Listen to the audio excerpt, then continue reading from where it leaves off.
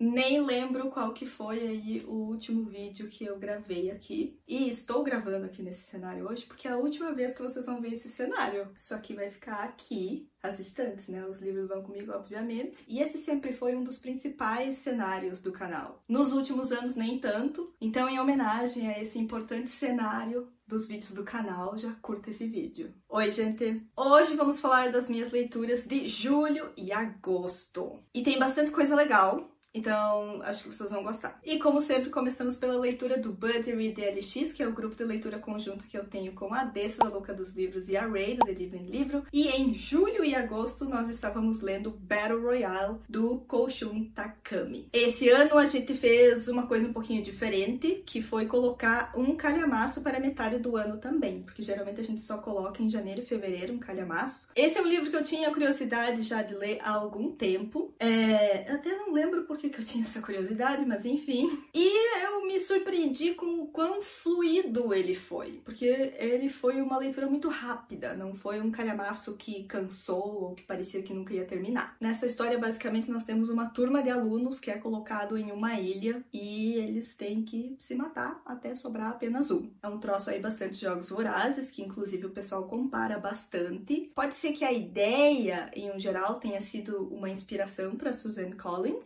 porém, gente, nada a ver uma coisa com a outra. Eu acho que a Suzanne Collins desenvolveu muito mais de toda a questão política e de por que isso está acontecendo. Aqui a gente é colocado na arena, né, na ilha ali junto com os alunos e não entende muito, não é desenvolvido muito de por que estão ali. A gente entende que é por uma questão para evitar de rebeliões e não sei o que, mas ao mesmo tempo parece assim muito aleatório, sabe? Durante a história a gente fica mais acompanhando um grupo de personagens e o que está acontecendo com eles, mas com o tempo também vai explorando um pouco mais das histórias dos outros personagens. E o meu problema com isso é que teve algumas histórias, alguns personagens que poderiam ter um melhor desenvolvimento, porque teve algumas coisas que parece que só foram jogadas ali no final sobre aquele personagem. Agora que estamos aqui com esse personagem, nesse momento super extremo, eu vou jogar um monte de informação sobre a vida dele e você vê aí o que você acha. Não! Eu não quero só saber um monte de coisa sobre o personagem, sabe? Eu quero poder participar um pouco da jornada dele, mesmo que seja rápido e de uma maneira mais curta, mas que eu sinta algo junto com esse personagem, independente do que for e dele ser importante ou não. Isso também foi uma coisa comentada no grupo, de que, né, tem que considerar muito da época também que o livro foi escrito, que hoje a gente tem aí algumas expectativas ou espera algumas coisas que, quem sabe, na época ainda não eram pensadas e, enfim. E ao meu ver, o final tinha muito potencial para ser melhor explorado algumas coisas, alguns sentimentos, mas entendo também que o autor não quis ir por essa direção. Existia um favoritismo muito forte aí por um personagem, mas enfim, em geral, interessante e mega fluido. Mal pareceu que a gente tava lendo esse calhamação. A gente já anunciou quais vão ser as leituras de 2024, então deem uma olhada aí no box da descrição que eu vou deixar os livros, e caso vocês se interessem por algum deles, já sabem que vai estar rolando a leitura conjunta no que vem e podem vir participar. É incrível e não é à toa que eu super recomendo leitura coletiva aqui nesse canal. Comprei recentemente e li no dia que chegou uma versão em HQ de Small Gods, Pequenos Deuses, do Terry Pratchett. É uma arte maravilhosa e super colorida. Teve algumas adaptações e algumas coisas que parecem que não estão aqui, não sei. Mas em um geral, incrível. Mesmo que você não tenha interesse em ler a série Discworld, eu acho que Pequenos Deuses todo mundo deveria dar uma chance. Essa adaptação em HQ de Pequenos Deuses foi feita pelo Ray Friesen, que inclusive tem foto com o Terry. Quando fãs fazem coisas, incrível. Foi inclusive um dos motivos de por que eu comprei, porque é um trabalho feito por um fã da série. Eu também li o Fourth Wing, da Rebecca Yarros. Não tenho certeza como que pronuncia aí o sobrenome dela. Primeira coisa que eu queria falar sobre esse livro é que ele é muito divertido. E era isso. E a única questão que eu tenho com esse livro é a questão que eu geralmente tenho com todos os livros, que é as minhas expectativas. E aí eu vi algumas pessoas falando desse livro como se ele fosse o próximo grande livro de fantasia que estava vindo aí. Ao ponto de algumas pessoas comparar a grandes livros de fantasias que já estão por aí, tipo Game of Thrones. E é uma comparação grande, né? Que você Enfim, e foi isso que me levou a ler o livro, porque eu pensei, agora, é esse. E aí eu não sabia absolutamente nada sobre o livro, eu só sabia que era uma grande fantasia, que todo mundo tava amando e que tinha dragões. E aí eu comecei a ler. E aí eu percebi que não era nada disso, que era bem diferente, mas eu segui lendo porque, como eu disse, divertido. E eu acho que esse livro teve várias oportunidades de explorar tantas coisas legais. E uma pena, porque a personagem principal, ela quer trabalhar lá nas bibliotecas, mas a mãe dela é uma general e quer muito que ela seja uma cavaleira de dragões e que ela vai ter que ir pra isso, porque várias pessoas na família já foram isso, o irmão foi cavaleira, a irmã cavaleira, então vai você também. Só que tem todo um processo pra você entrar nessa escola, tem todo um processo pra você se manter vivo aí nessa escola, e não é todo mundo que chega ao ponto de realmente estar lá com os dragões. Muitas pessoas morrem. A menina não foi preparada pra isso, ela tem um mínimo de tempo pra se preparar para entrar nessa escola. Ela não é muito forte, inclusive ela tem uma condição física em que ela é mais fraca. Não se sabe se ela vai sobreviver até subir lá no dragão, né? Então a sua mãe não quer que você seja uma cavaleira de dragão. Eu sinto muito, a sua mãe quer que você morra, sabe? E aí essa relação familiar já é um negócio que podia ser muito explorado, porque tem um negócio aí, né, nessa mãe, nessa conversa. E nessa reino-cidade, eu não sei como chamar isso, na verdade, porque a construção do mundo não é um foco da autora. Então tem várias coisas que ficam assim no ar, mas eu não lembro de ter um comentário de um rei ou alguma coisa do tipo, então não é um reino.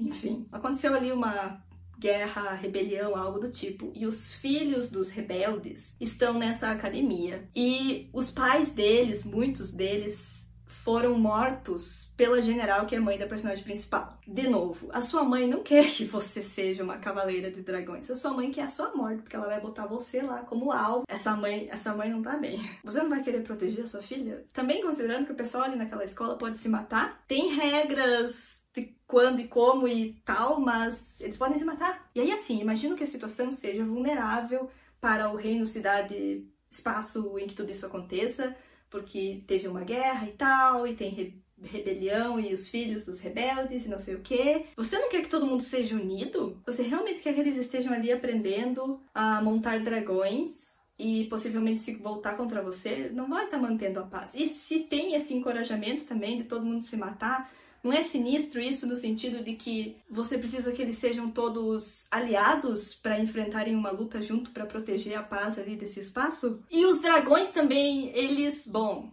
e aí assim, a menina tem essa condição que ela é mais fraca fisicamente, mas na hora do rola-rola, ela é bem forte. Isso é outra coisa que eu não sabia, que esse livro tinha hot. Então quando aconteceu eu fiquei, opa! A linguagem desse livro também me deixou confusa, porque não é num mundo tecnológico, parece que é numa coisa mais antiga, assim, mas eles falam de uma maneira muito atual, às vezes usando gírias e expressões de hoje, sabe? Mas às vezes são esses detalhes que entram numa construção de mundo mais consistente, eu diria. Não achei que eu iria falar tanto sobre esse livro.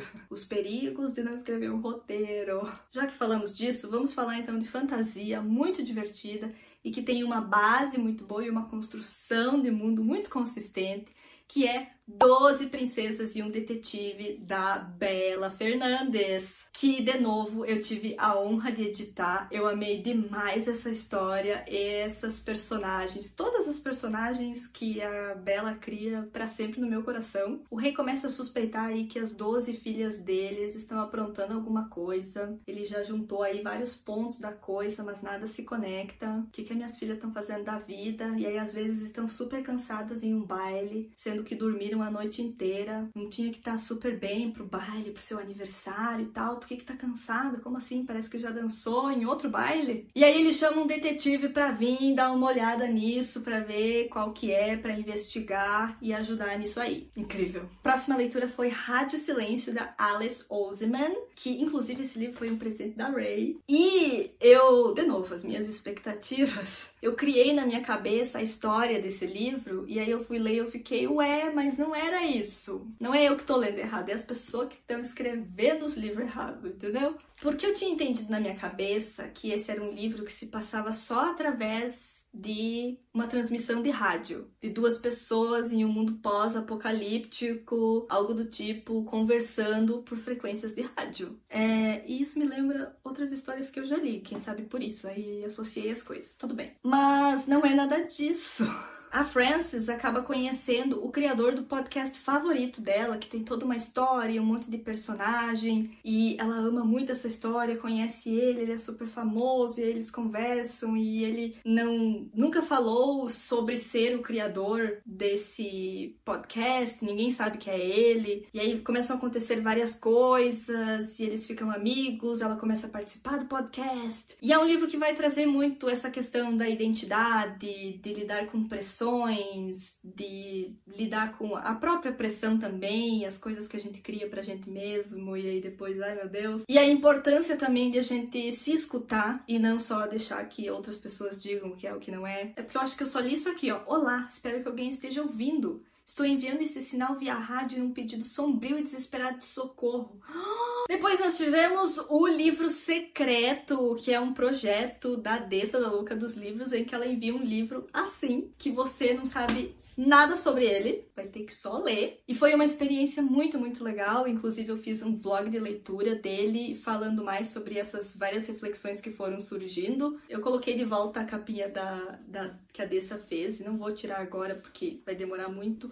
Mas o livro é A Conspiração de 40 Acres, do Duane Alexander Smith, que foi um suspense muito, muito interessante, muito, muito legal de acompanhar. Eu esperava que explorasse um pouco mais algumas ideias e algumas coisas que foram colocadas aqui, quem sabe melhor desenvolvidas, principalmente o personagem principal. Mas a experiência e todas as conversas que a gente teve enquanto ia lendo a história já falaram por si só. Então fiquem ligados aí se a Dessa for fazer esse projeto de novo, porque eu super recomendo ler um livro sobre o qual você não sabe absolutamente nada sobre. A próxima leitura foi Nasci para Brilhar, da Laila Lee. Esse livro aqui foi um presente da Paula. Paula, muito, muito obrigada mais uma vez. E ela me deu esse livro porque a gente é capopeira, a gente gosta de um K-pop, e aqui a gente acompanha a história de uma personagem que quer se tornar uma cantora de K-pop. E aí ela vai enfrentar aí vários desafios e vários preconceitos por ser uma menina gorda, que não pode dançar, que não pode não sei o quê. Então ela vai ter que ir lá e se dedicar ao máximo ao treinamento e mostrar o valor dela, e começa a chamar a atenção de várias pessoas e também de um astro de K-pop. É uma história muito, muito fofinha, eu gostei muito de estar lendo, eu precisava muito desse livro na hora que eu tava lendo ele. E a próxima leitura é On a Pale Horse, do Piers Anthony, que eu descobri que é o primeiro livro de uma série bem grande.